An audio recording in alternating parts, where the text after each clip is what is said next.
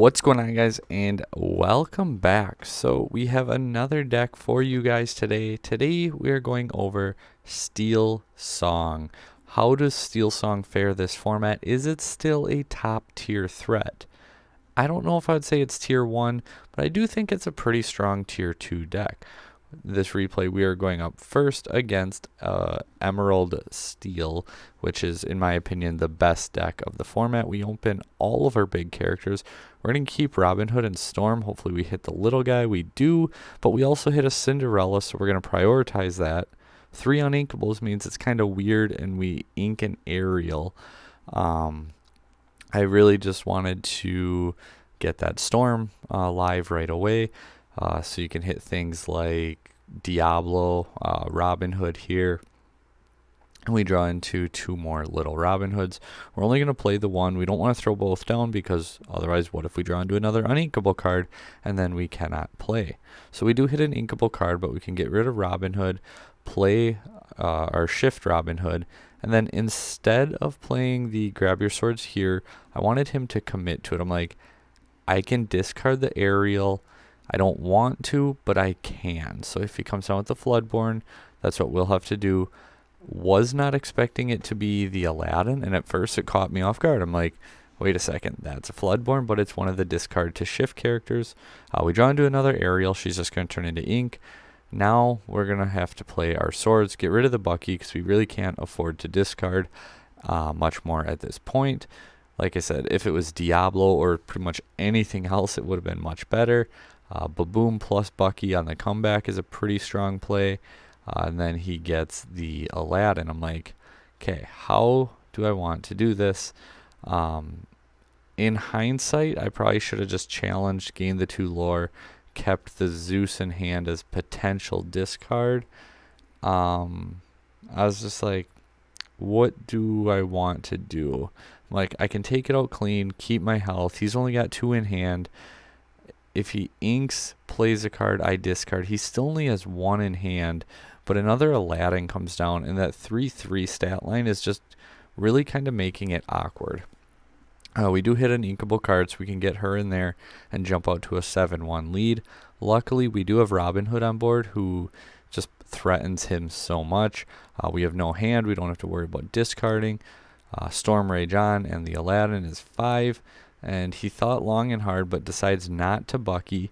And, well, we draw into our Rapunzel. So, essentially, would he top deck with Pegasus against, basically Pegasus plus 2 in hand against top decking? He opted not to do it.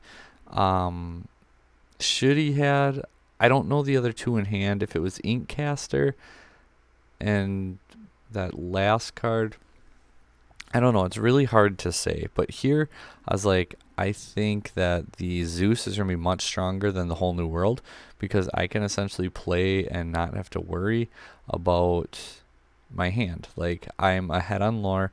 I'm ahead on board presence. We can Zeus away the Aladdin. And we happen to hit a really good card in the Ariel. So now we're just threatening a ton. Our opponent's only got 2 in hand. Even here, like, grab your swords really didn't do anything. And it just felt like a scenario that Zeus was going to be much, much stronger than the Whole New World. So that's why we didn't want to wheel and give our opponent a whole hand. And it ended up working out really well for us. Again, just where the game state was at, I felt like Zeus would handle whatever comes off the board or onto the board next for him. Bucky plus Baboom, but that's not going to be enough to win it because we still have 5 lore, a couple well played, and now we get to go second against Blurple. So we have, I was debating so strongly here. I'm like, do I keep it? How many items is he playing? Sorry. Depending on the list, it might only be popsicles, and some lists also play the quills. So it's like, what are they running? Or even statue, because this is a more character-focused Sapphire list. So I do think statue works in there as well. Ultimately, I'm like, we can ink it if we need to ink it. I'm going to keep my whole hand because we got the Robin Hood shift line. We got the Queen shift line. We got a couple songs in there. And like I said, it was essentially going to be ink. The Grab Your Swords I wanted to keep because they have a lot of early turn cards that I just felt like it was going to be strong for. we went for the Robin Hood first as opposed to the Queen package, which essentially just means, like, in that scenario though, like, you're not going to want to turn 2 queens sing your songs, because then the Ursula is just going to take out the queen anyway. So it really works out for us. And here we can shift. And I was like, do we do it? But once again, we can't take out that Ursula. So I just felt like it wasn't the right time to really play or do anything. Like, we'll just stay ready again. Next turn we can play Robin Hood. Then we can go grab your swords and let the storm rage on, draw a card, and essentially board wipe our opponent and regain control of the match and the tempo. So shift Robin Hood, sing the grab your swords again, and then we're going to take out the challenger. We have Rapunzel. We're going to ink her. We did draw another grab your swords, which is kind of unfortunate, but at the same time, if he comes back with multiple characters, we'll be sitting okay. Right there, though, the fox, I'm like, that's actually pretty good. Rabbit, and then he comes back with the challenger once again. I'm like, okay, inks me. Then let's go ahead and wheel, see what we hit. We get rid of his rabbit, and he had an Elsa in hand. Then I get to come back with Cinderella, Queen, and a Smee. And I was like, you know what? We're going to go really wide. We're going to apply that pressure and play another Cinderella. We're at 5 ink, so we can shift into big Cinderella next turn as well. Hades comes down. No doubt that's obviously going to go ahead and take out the Robin Hood. Just, makes a ton of sense. Then we can go Cinderella shift, Queen shift, because Hades puts both Robin Hoods into our inkwell. So at this point, I don't necessarily even have to worry about ramping. Quest with Queen, boost Cinderella to take out his other character, and then can quest with the Cinderella and the Smee cleanly to go ahead up to 7.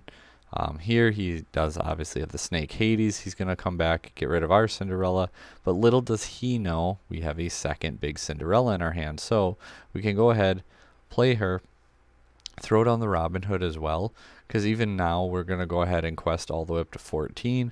So even if he can bounce Hades, play Hades once again, we still got shift Robin Hood and can potentially go for lethal. Snake obviously is going to take out the Queen. He could Hades take out the Smee. Yzma takes out our Cinderella. We draw into Queen plus Raging. Then the Rabbit comes down. I was like, that actually was a really good turn from him. But he decides to quest there instead of taking out our Smee. And here I was going to Smee into Hades, shift Robin Hood into Hades to take it out. Go to 16, play the Queen. But instead I'm like, no, let's just quest. We're going to lose Smee. We go to 18. We have Robin Hood plus Queen.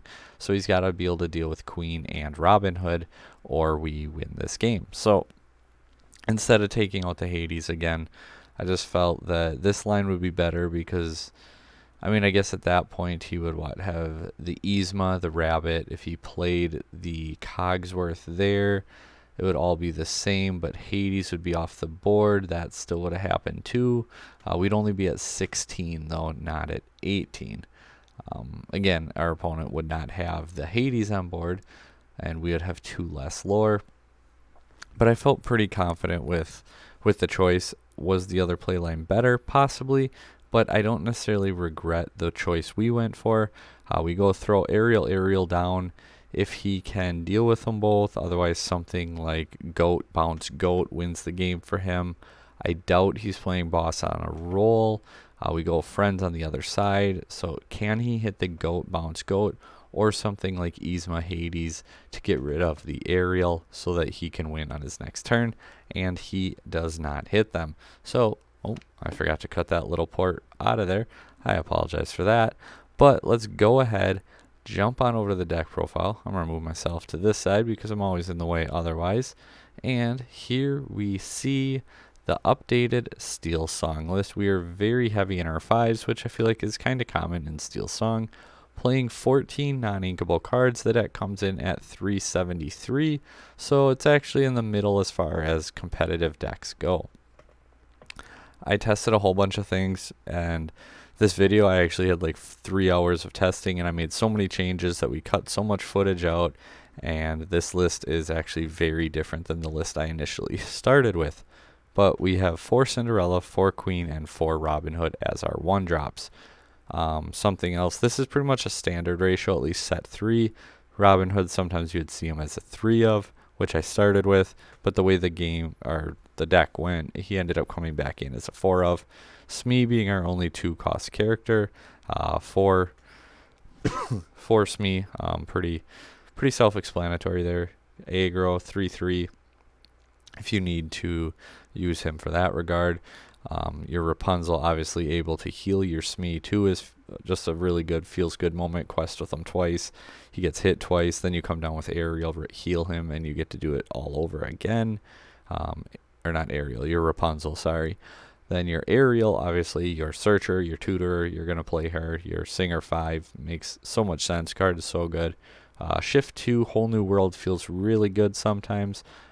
Can be awkward. Sometimes you fix your opponent's hand. That's always the downside. Or, in real life play, I like that a lot more because, like, if your opponent's like, oh, I'm going to mulligan 1 or 0, and you're like, yep, turn 2, Whole New World. Like, see ya. 4 Robin Hoods. Again, kind of like, Queen and a lot of this stuff. I feel like it's pretty streamlined. 38 characters. We're decently heavy, though, on the characters. So I do feel like that's one thing that I don't know if I like a ton about the deck.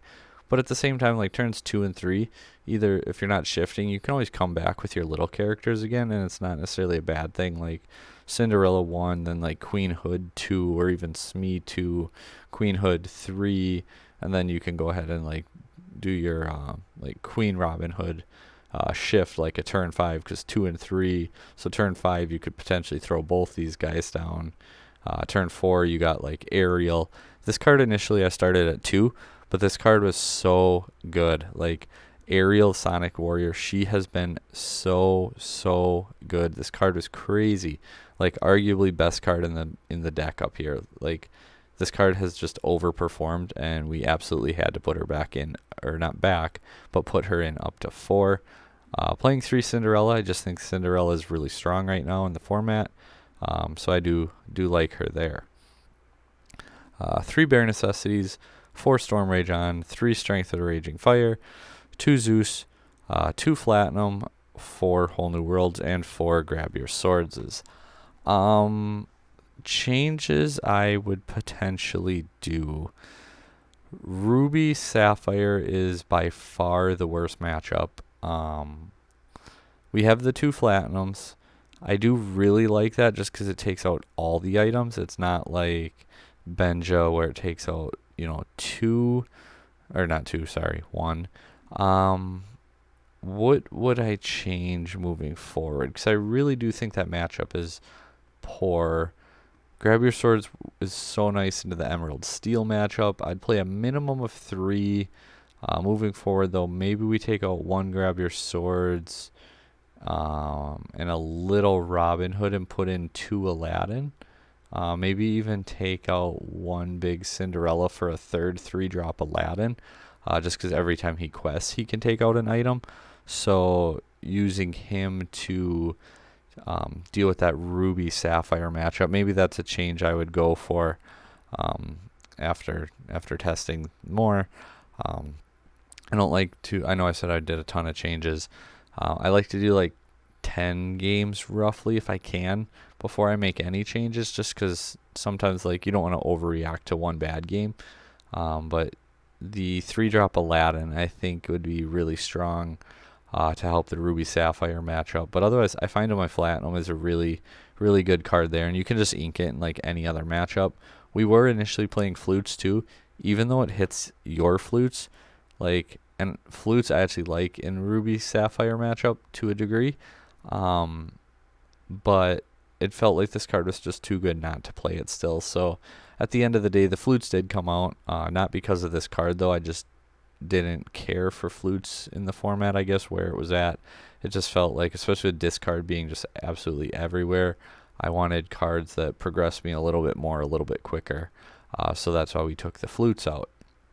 Other things that might notice that aren't in here, I guess. Tinkerbell. Tinkerbell's a really strong card too, but with how good Ariel was performing, we already have Queen, we have Robin Hood, we have Cinderella. I felt like we didn't need a fifth 5+ cost character. Sad Beast is obviously a really good card that you could play. Helps with the draw engine a ton, and with discard being so popular, if you have access to it, I probably would play Sad Beast. I don't personally test with it very often in decks though, because I don't own it in real life, and the majority of decks are things that I consider bringing to events in real life, and since I don't have access to it, I'm not going to test too much, but once in a while you'll see it in deck profiles, just because we want to be optimal. However, that's pretty much it for today's video. Like, share, subscribe, comment down below, and until next time guys, take care. Thanks for watching.